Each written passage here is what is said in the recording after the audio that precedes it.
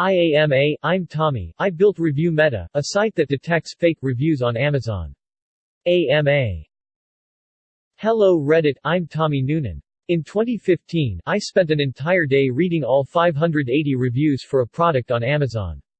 To my surprise, many reviewers admitted they had not used the product, or they got one for free, but still left 5 stars. I noticed dozens of other extremely suspicious patterns after spending the day analyzing the data. The gears in my head started turning and I realized I could write a computer program to scrape all the reviews and perform a deep analysis in seconds rather than spending all day doing it manually. I could then point it at any product on Amazon and generate the same report. This is when the idea for ReviewMeta was conceived. I launched ReviewMeta in 2016. You may remember our video hitting the front page of all. The site got the Reddit hug oh death, and 3 weeks after the video, Amazon changed their TOS and banned incentivized reviews. Or you may have listened to NPR's Planet Money podcast titled, The Fake Review Hunter. That's me, can use ReviewMeta by copying and pasting any Amazon product URL into the search bar at ReviewMeta.com.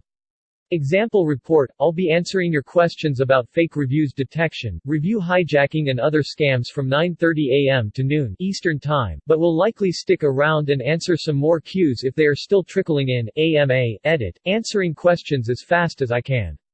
I apologize in advance, many of the answers might have typos, not be proofread or pull info from the top of my head, because I don't have time to run queries or look up info. Edit number 2, wow, the time has flown by.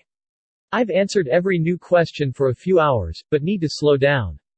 I'll be scanning through the top unanswered questions, but might not to be able to get to every last one. Edit number 3, I'm going to focus on some other things for the moment, but will be casually responding to anything interesting. Highly upvoted the rest of the afternoon.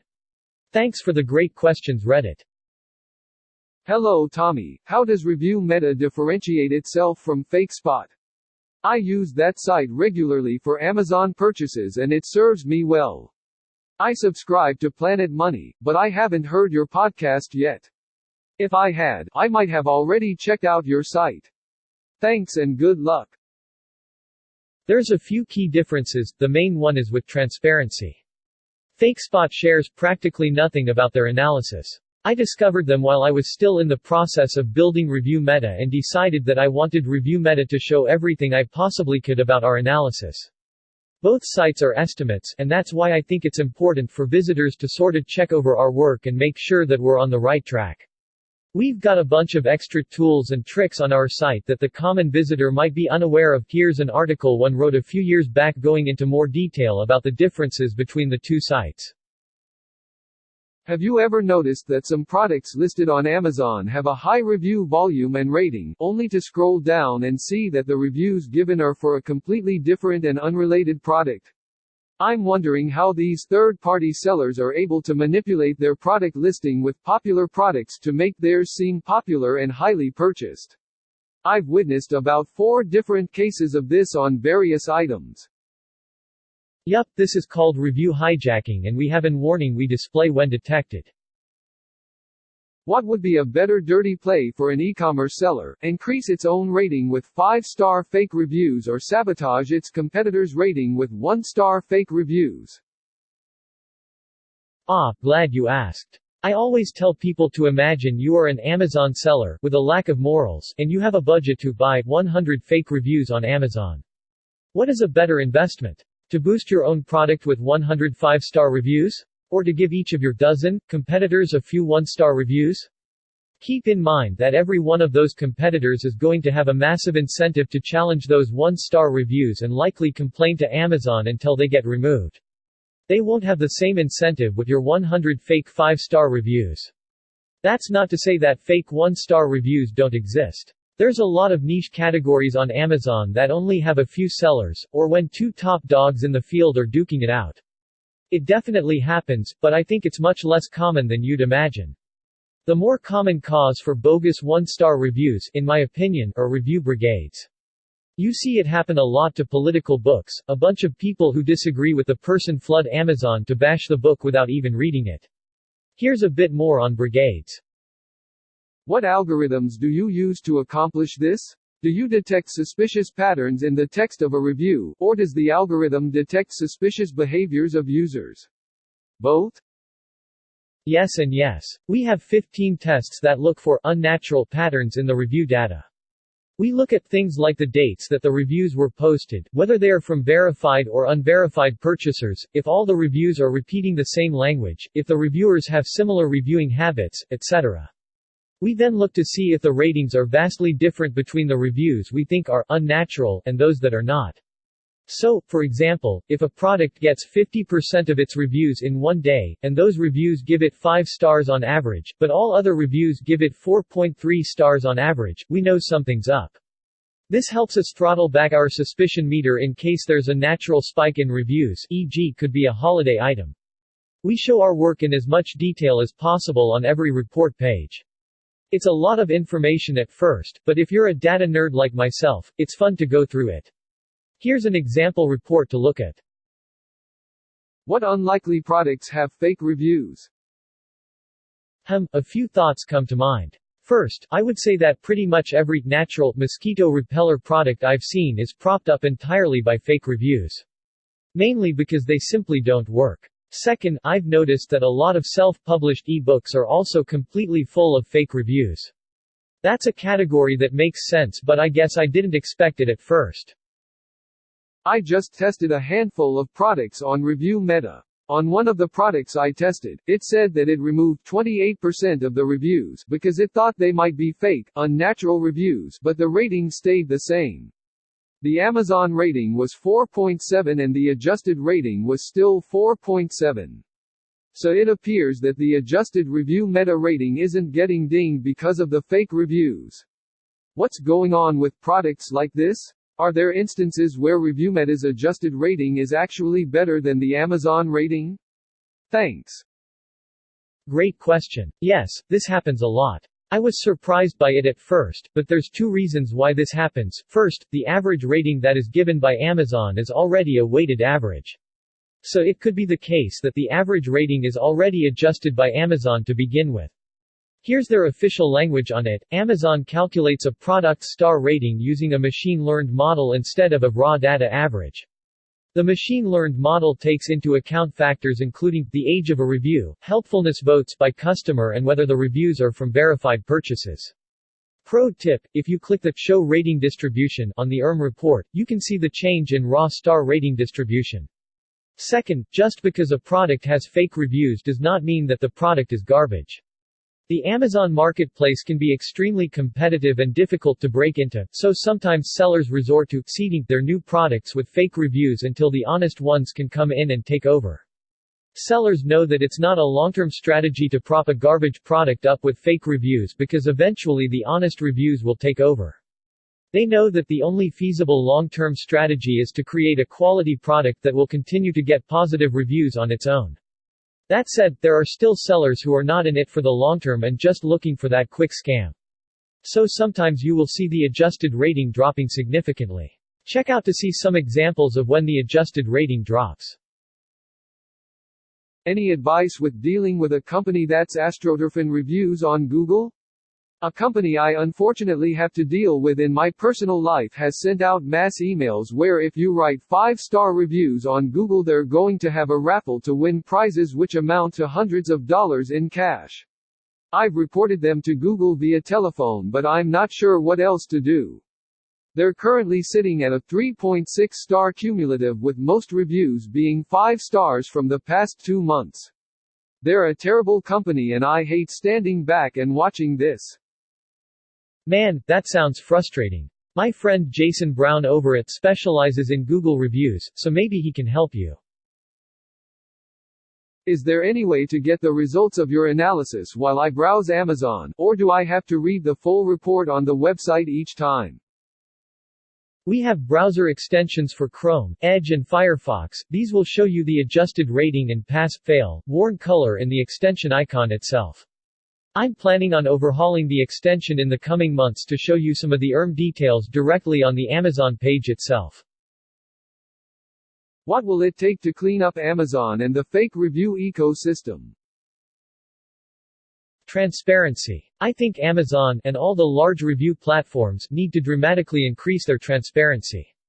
I'm actually working on an argument for why Amazon and all major review platforms should be required to open up their review data to the public. We'll be posting that next week. Last year, I mocked up what I think Amazon reviews should look like. What would you most like to tell us that no one ever asks about? People can be mean. Before I updated the TOS and made it clear we can publish harassment, I would get a few sellers a month sending us very hateful and threatening messages. I even had one guy call my parents' house. I have no idea how he got that phone number, but it was kinda creepy. Hi Tommy. Thanks for your work. Which product category has the most fake reviews on Amazon? I get asked this a lot, and my usual answer is cheap electronic gizmos, but really anything that gets a lot of search volume, is easy to manufacture and has high margins, so the most competitive categories on Amazon. I came from a background in fitness supplement reviews, and must admit that the entire industry is what made me skeptical of reviews in the first place. Let's do a little wet dreaming this morning. 1. How could you improve ReviewMeta if you had access to all the data Amazon has? I mean literally everything including exact time reviews are submitted, full user profile info, full purchase history, even IP addresses. 2. What are some data that would be especially useful in spotting fake unnatural reviews? Oh man, if I just had access to all the data from Amazon. We could do things like have a live meter showing the current rate of reviews flowing in, what % of those reviews look unnatural, which products received the most reviews today, which received the most unnatural reviews today, etc. I think that the IP addresses, shipping addresses, credit cards and event dates when the product was ordered, shipped, received, reviewed would help me come up with additional tests with which would help the analysis. What is the average amount, a ballpark, of fake reviews you found on Amazon since you started? Is it bad? We estimate anywhere from about 7% to 11%, but our data might be slightly skewed because we only analyze products that our visitors check on ReviewMeta. That said, we still have hundreds of millions of reviews in our DB, so we shouldn't be too far off. Amazon's PR team always say, less than 1%, which my response is always, 1, if you know it's 1%, why not delete them? 2, with 1 billion reviews on Amazon, 1% fake still means 10 million fake reviews on their own platform by their own admission. How much does it cost to maintain a website of ReviewMeta's size? Do you rely on it to make a living? It's thousands a month to run, but we sell advertising, and now the traffic is to the point where it's finally covering all the costs and putting a little extra in my pocket on top. I had a fair amount of success with other projects online before ReviewMeta, and made some good, aka lucky, investments, so I'm not really relying on ReviewMeta's income to pay the bills. It didn't start out as a way to get rich, more just a project I thought would be fun to hack together. Why are businesses allowed to have reviews about a completely different product on a product page? Oftentimes this boosts the rating and I see it as deceptive. Ah yes, review hijacking. They aren't allowed to, but they do it anyway.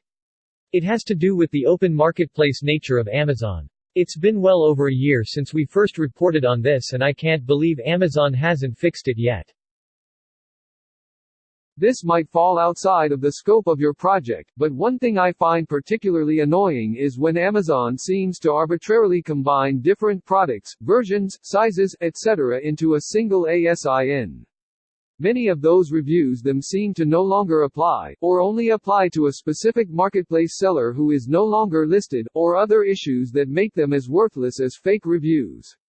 Have you looked into this problem at all? What about the Amazon's Choice badge? This isn't a review, but it always seems completely fake and meaningless, trying to mislead people into thinking a product has actually been reviewed personally by Amazon. The arbitrary grouping of products, called review hijacking, isn't done by Amazon, but by sellers. We have a warning in place when it's detected. I also agree about the Amazon's Choice badge. Congress recently sent Jeff Bezos a letter asking about the badge. We did a blog post about it a few months ago. Hi Tommy, thanks for your site, I use it a lot. How often have you had to adjust your algorithms since you originally went live?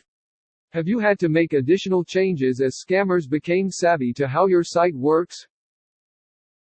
Thanks. Glad you are using it. I've had to tweak some things here and there, added several features including one that helps detect review hijacking, but nothing too major. Here's a few changes we've made. As far as scammers gaming, here's an answer, _Tommy, _I, built, _ReviewMeta, _a, _site, _that, F6PGA5W, UTM, _source equals share and UTM, _medium equals Web2X. Why does Amazon let this happen? It seems pretty obvious when something is fake. Typically the sentences are all disjointed, with bad wording and grammar. Is great flashlight. Use with waking dog bright. Great value. I think Amazon is doing more behind the scenes than people realize. Though I agree that there are often times I see things where I just have to shake my head in disbelief. However, I have to mention that not all Amazon shoppers are native English speakers. Just because someone doesn't sound like English as their first language does not immediately mean it's a fake review. Yes, it can be a red flag if every review for a product is like this, but just one review with grammar issues doesn't immediately mean it's fake. I recently bought an item that came with a card asking for me to leave a good review on their product in return for a free headphone stand. I then emailed my review and order number to an Outlook email and received the item. How would your algorithm detect this, if my review makes no mention of being compensated, which is against TOS and will get you banned from leaving further reviews?